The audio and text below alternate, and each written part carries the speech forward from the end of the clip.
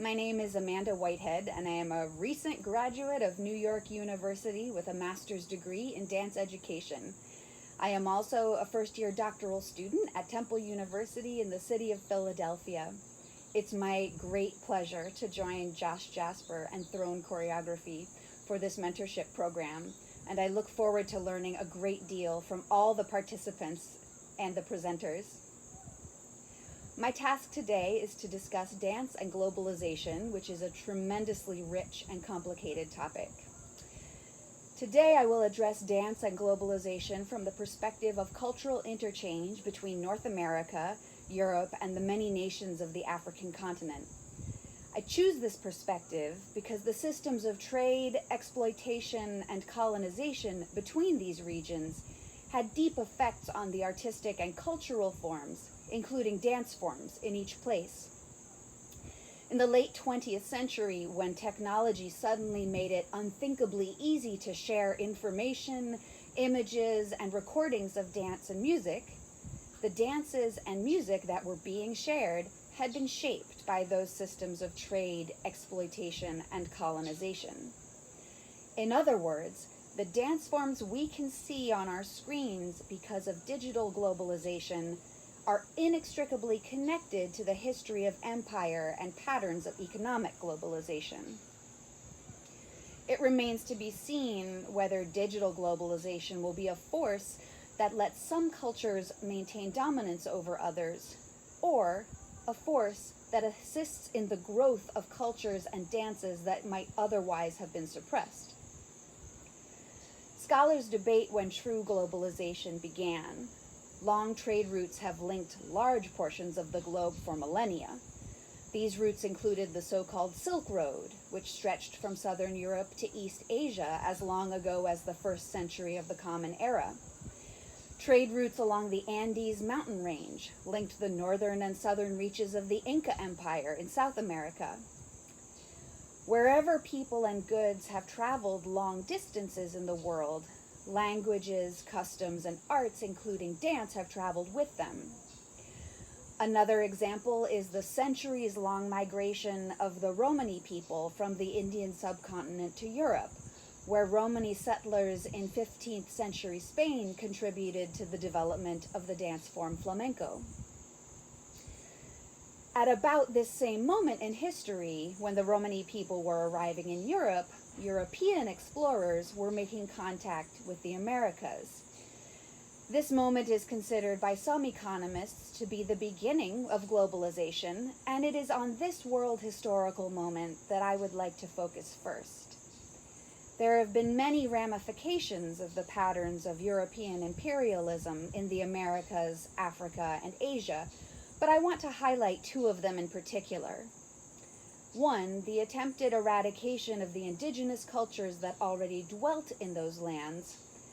And two, the establishment of centuries of human trafficking from West Africa to North and South America. In the Americas, most of the indigenous population was so reduced by disease, massacre, and internal displacement that elements of their culture, including their dances, remained quite separate from the cultures of the European colonizers. The same cannot be said, however, for the cultures of the enslaved Africans who were taken to the Americas. Within enslavement in the United States, the Caribbean, and parts of South America, and despite the best efforts of many of their captors, elements of dance and music from African cultures remained alive. They could not be preserved in pure form since individual cultural groups were intentionally separated, and traditional musical instruments, including drums, were often banned. But the making of music and dances rooted in a variety of African cultures remained crucial to these people's survival, and so it lived on. Focusing more narrowly on the United States, the story of America's popular culture is in large part the story of African-derived music and dance being appropriated and commercialized by white artists. After legal slavery ended in America in the mid-19th century, the descendants of Europeans forced descendants of enslaved Africans to live in separate communities, and it is in these communities that such musical forms and dances as jazz dance, tap dance, swing, and rock and roll were born. All were eventually adopted by white artists, usually without giving credit to the originators of the forms, and they spread into white American culture. This is important because in the 20th century, white America gained tremendous influence on the popular culture of the world. As film and sound recording became common at the beginning of the 20th century, the United States began to be not only a global economic and military power, but also a global entertainment force. The globalization of popular American art forms grew, even as those art forms continued to be shaped by the historical globalization of the slave trade. In the 1970s, house and hip-hop music and the dance forms associated with them began to develop in non-white enclaves and were exported to Europe and areas of American and European influence. As these forms evolved and quickened through the 1980s and 1990s, so did the digital mediums by which such forms might be spread. Thus, as the internet made the transmission of information faster than it had ever been before, American-born dance styles like breaking, popping, locking, house, and many others moved almost instantaneously from their danced origins in the United States to the global internet and eventually social media platforms. It's necessary now to abruptly backtrack and examine the history of some other dance forms that have achieved global distribution through American and European influence. These include ballet and its descendants, modern and contemporary dance. Ballet evolved from the cultural and theatrical dances of wealthy Italians in the 15th and 16th centuries, and it became well established in the royal court of a powerful French king. From Italy and France, it spread to other parts of Western Europe, England, and Russia. Over the same centuries of ballet's development, European nations invaded and established power in countries and continents around the globe. They did not always bring the balletic art form with them at first, but they did bring their systems of artistic values. Ballet was considered the preeminent theatrical dance form in Western Europe.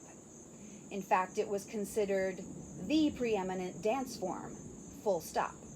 This was because intellectual and political leaders in these cultures believed in a hierarchy of what was called, and is still often called, high and low art. Art forms that usually took place in a concert setting with an audience to watch, like opera, classical music, and ballet, were associated with wealth, education, and other forms of power, and were called high culture. Art forms performed in informal settings by poorer and less educated people, including forms of music and dance practiced in groups and passed down via oral tradition, were dismissed as low culture. These ideas of high and low art were carried with Western European cultures when they established systems of education and government in their colonies around the world, including in America. Ballet and eventually modern and contemporary dance were promoted through education and government funding. The dance forms practiced by non-Europeans in the many colonies were at best ignored and at worst actively suppressed.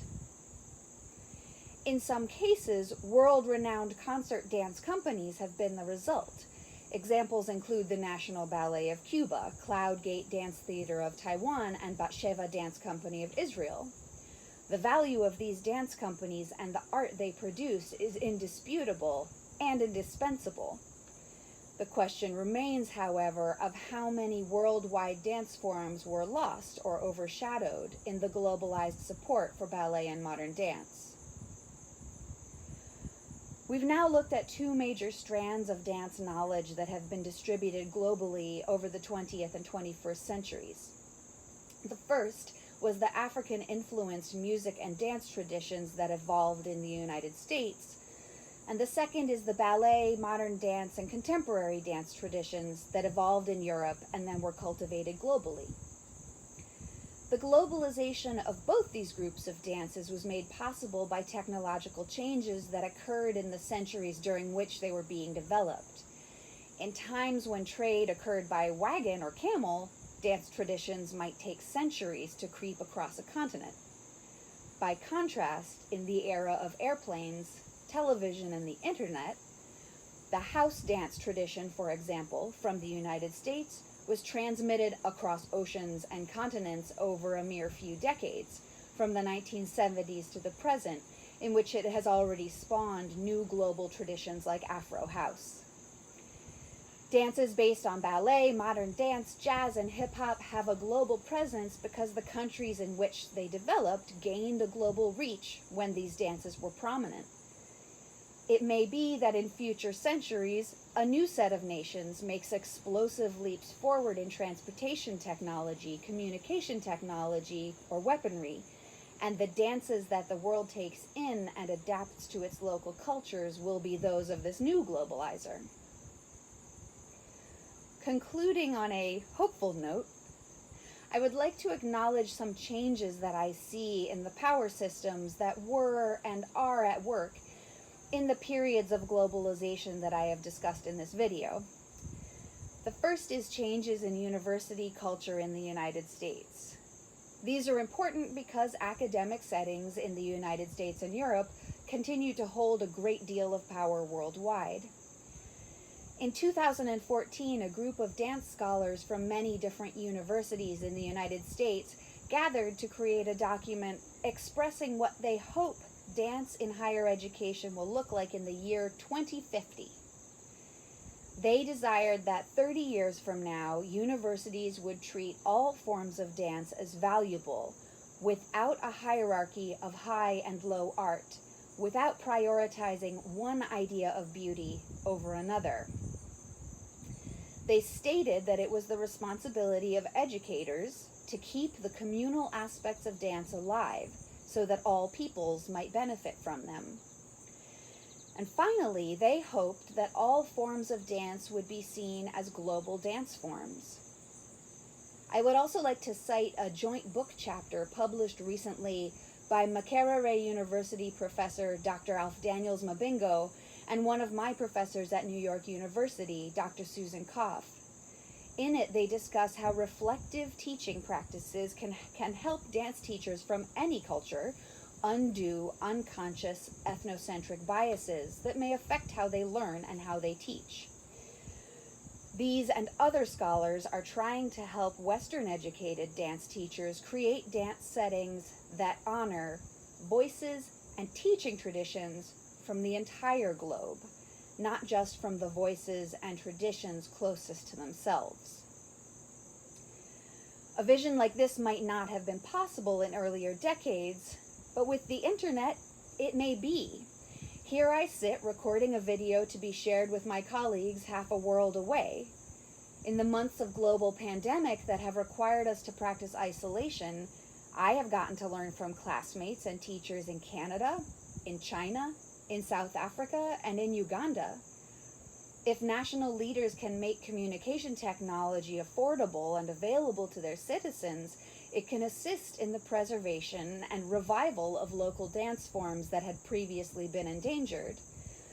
Cultures that have been scattered into global diasporas can establish and maintain connections, and those who are willing to learn from people unlike themselves can be offered not only a variety of dance movements, but the vital historical and cultural information that has always been transmitted with those movements.